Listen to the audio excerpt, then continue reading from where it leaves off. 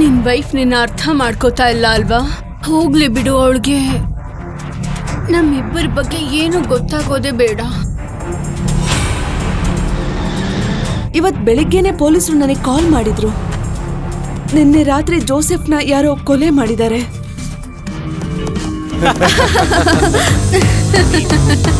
ನನಗದು ಇಷ್ಟ ಆಯ್ತು. ನನಗೂ ಅದೇ ಇಷ್ಟ.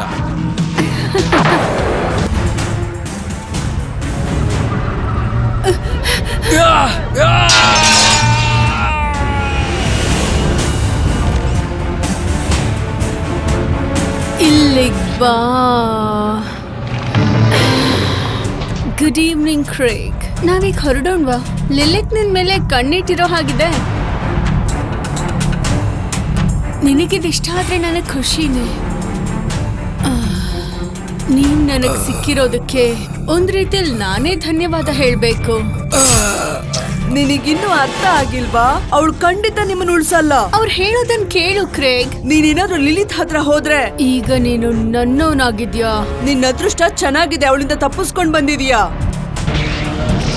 ಆದ್ರೆ ನಿನ್ನ ಅವಳು ಬಿಡಲ್ಲ. ಈ ಸಲ ಇನ್ನೂ ಶಕ್ತಿಶಾಲಿಯಾಗಿ ಬರ್ತಾಳೆ. ಕಾಪಾಡು. I love you